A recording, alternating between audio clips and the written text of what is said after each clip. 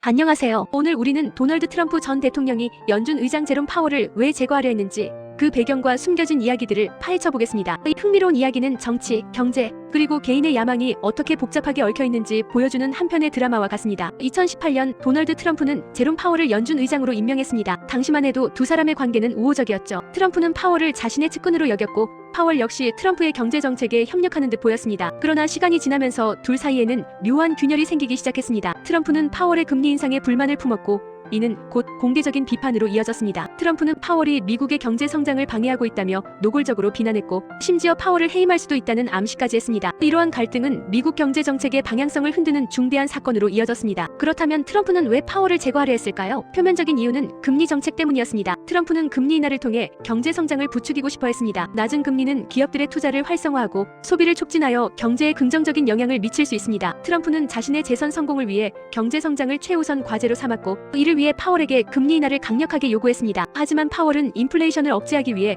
금리 인상을 고수했습니다. 파월은 연준의 독립성을 강조하며 단기적인 정치적 고려보다는 장기적인 경제 안정을 추구해야 한다고 주장했습니다. 트럼프는 이를 두고 파월이 자신의 정치적 목표를 회방하고 있다고 생각했습니다. 이는 두 사람의 갈등의 가장 큰 원인이 되었습니다. 하지만 금리 정책 외에도 다른 요인들이 작용했을 가능성이 있습니다. 트럼프는 종종 연준의 독립성을 불편해했습니다. 연준은 정치적 압력에서 자유롭게 통화 정책을 결정하는 기관입니다. 트럼프는 연준이 자신의 뜻대로 움직이기를 원했지만 파월은 연준의 독립성을 지키려 했습니다. 트럼프는 연준의 독립성이 자신의 경제 정책을 제약한다고 생각했고 이는 그에게 또 다른 불만 요인이 되었습니다. 그는 연준의 독립성을 훼손하려는 시도를 여러 차례 했지만 파월의 완강한 태도에 번번이 실패했습니다. 또한 트럼프는 파월의 리더십 스타일에도 불만을 가졌을 수 있습니다. 트럼프는 자신과 생각이 다른 사람을 용납하지 못하는 경향이 있습니다. 그는 자신의 지시를 따르지 않거나 자신에게 반대하는 사람들을 가혹하게 비난했습니다. 파월이 트럼프의 요구에 굴하지 않고 자신의 소신을 지키는 모습은 트럼프에게는 도전으로 느껴졌을 수 있습니다. 이는 두 사람의 관계를 더욱 악화시키는 요인으로 작용했습니다. 트럼프의 파월 제거 시도는 여러 차례 좌절되었습니다. 연준 의장을 해임하기 위해서는